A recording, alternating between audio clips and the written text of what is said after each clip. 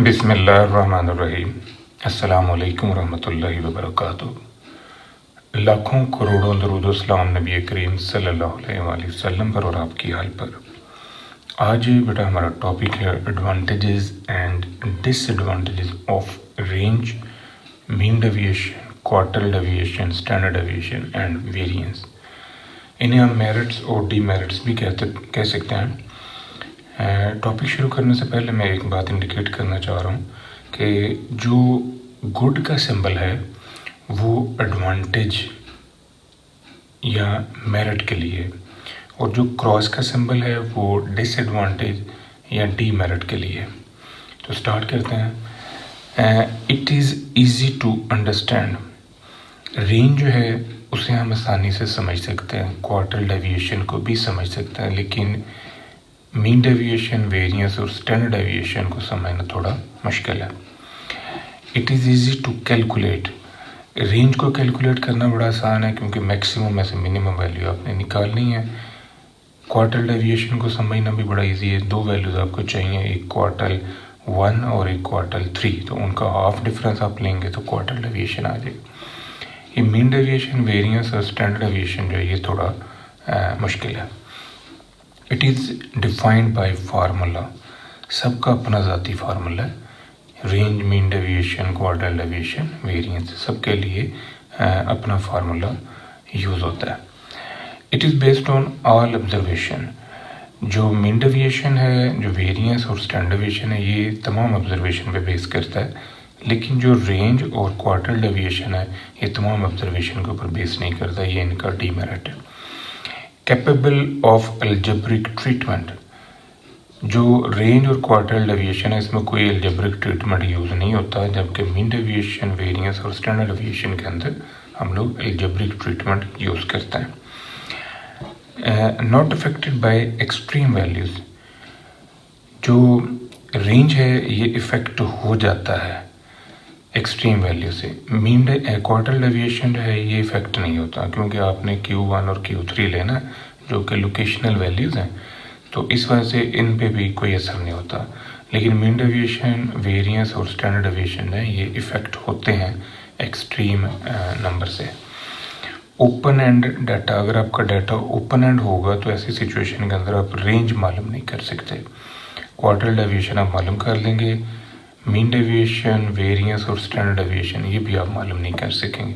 उसकी वजह ये है बेटा, जब डाटा हमारा ओपन एंड होता है तो हम उससे एक्स नहीं बना सकते क्योंकि दो वैल्यूज़ को जमा करके 2 पे तकसीम करना होता है, तो तब आपका एक्स बनता है। तो जब डाटा ही ओपन एंड हो तो ना आपको पहली क्लास का एक्स मिलेगा और ना आपको आखिरी क्लास का एक्स मिलेगा। तो जब मिड पॉइंट आपके पास नहीं होगा तो फिर आप मीन डेविएशन, वेरिएंस और स्टैंडर्ड डेविएशन यूज़ नहीं कर सकते, रेंज भी आप मालूम नहीं कर सकते। इसके अलावा है सैम्पलिंग फ्लक्चुएशन नॉट इफेक्टेड। जो सैम्पलिंग की फ्लक्चुएशन है वो इफ़ेक्ट नहीं करती, तो ये बात गलत है। सारी जो एब्सोल्यूट मेजर ऑफ डिस्पर्शंस हैं उनको सैम्पलिंग इफ़ेक्ट करता है, यानी सैम्पलिंग की फ्लक्चुएशन से वो सारी की सारी जो हैं ये इफ़ेक्ट होती हैं।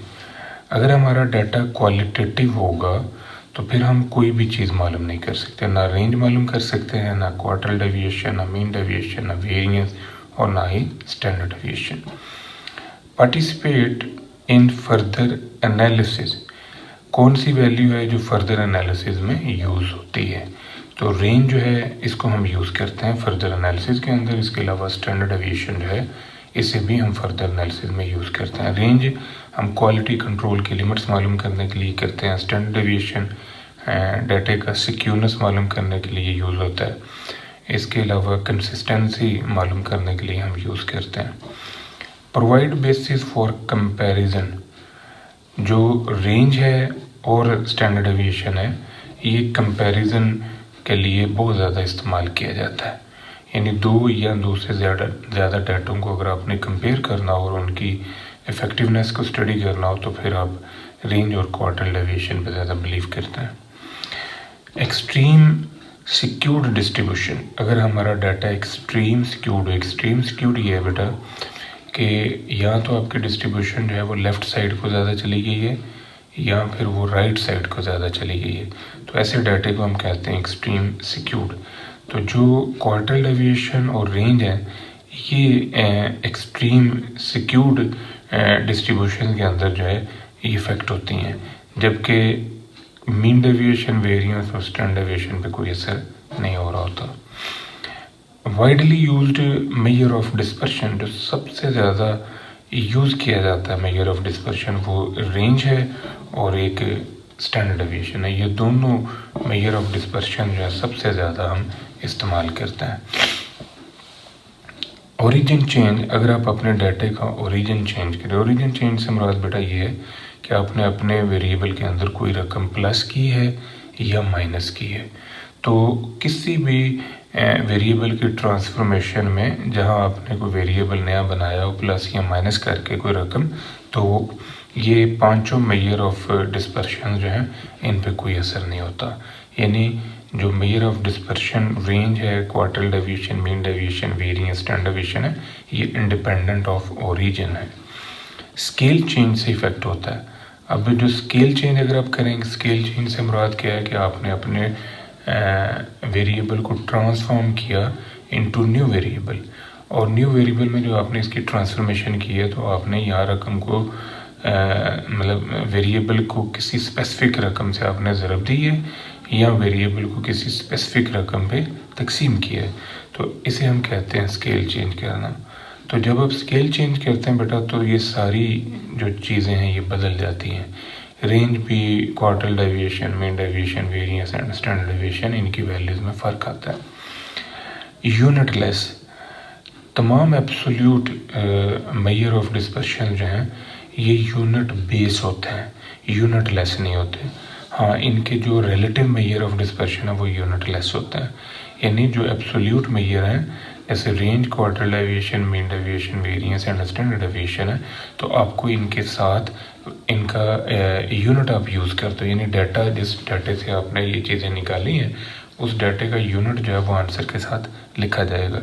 लेकिन जो रिलेटिव फॉर्म है इनकी, कोफिशिएंट फॉर्म है इनकी, उनमें यूनिट जो है वो नहीं होता। ये था बेटा आज का हमारा लेक्चर। तो हमें याद रखिएगा, इंशाल्लाह अगली वीडियो के साथ फिर हाजिर होंगे। फी मान अल्लाह।